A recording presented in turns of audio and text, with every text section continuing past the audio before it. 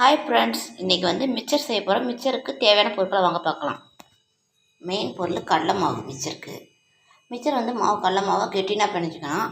அதுக்கு தேவையான உப்பு, ஃபைனலாக இருக்கிறப்ப தான் மிளகாத்தூள் ஆட் பண்ணோம். வாங்க, இதுக்கு கானே தான் மிக்சருக்கு.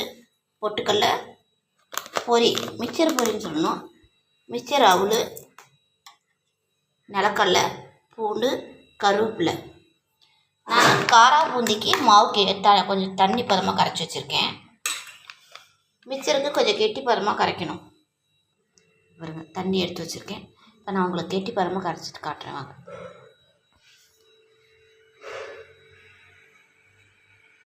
ஊற்று. ஹாய் ஃப்ரெண்ட்ஸ், இங்கே பாருங்கள், மிக்சரு எண்ணெய் காஞ்சிச்சு. மிக்சரை சுற்றி விட்ற பாருங்கள், ரோல் ரோலாக.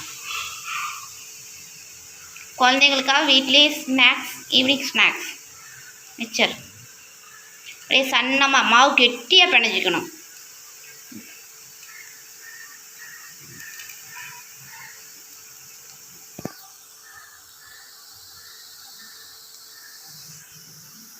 நீங்கள் பாருங்கள், ஆல்ரெடி பொரிச்சு வச்சுருக்கேன் பாருங்கள். ரொம்ப மிக்சர் பாருங்கள், சன்னமாக இருக்குது பாருங்கள்.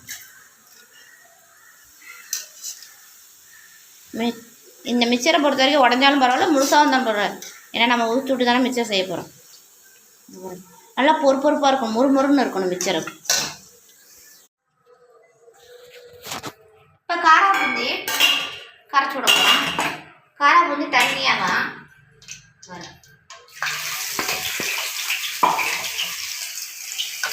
காரா பூந்தி மிக்சர் ஒரு 2 ரவுண்ட் போட்டாச்சு. இப்போ காரா பூந்தி இது கொஞ்சம் தண்ணி பதமாக கரைச்சிக்கணும்.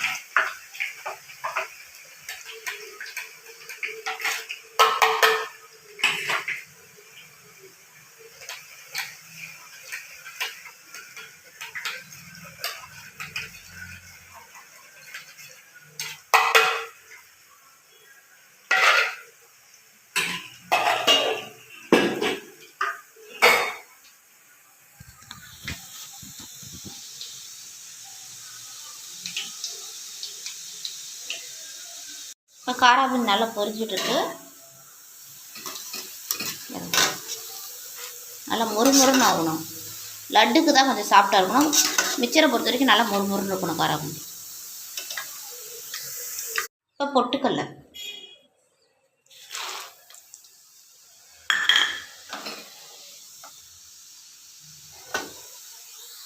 பொட்டுக்கடலையை பொரிக்கிறோம். கார்ன், அடுத்தது அவுள். இதில் மாரி பொரிச்சுக்கோங்க. அதில் எண்ணெயில் போட்டு அரைக்காதீங்க. இந்த மாரி பொரிச்சோம்னா நமக்கு எடுக்க ஈஸியாக இருக்குங்களா. நல்லா பொறுன்னு பொரிச்சு போகிறோம். மிக்சருக்கு போடுற அவுள். இது பொரி, மிக்சருக்கு போடுற பொரி.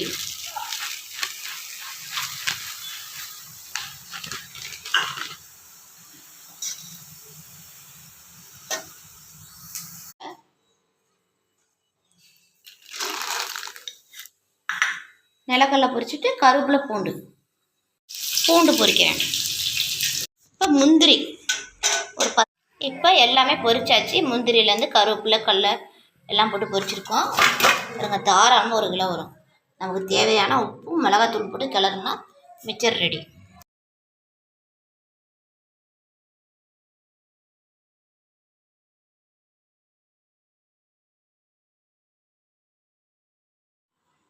இந்த வீடியோ பிடிச்சிருந்தா லைக் பண்ணுங்கள், ஷேர் பண்ணுங்கள், கமெண்ட் பண்ணுங்கள்.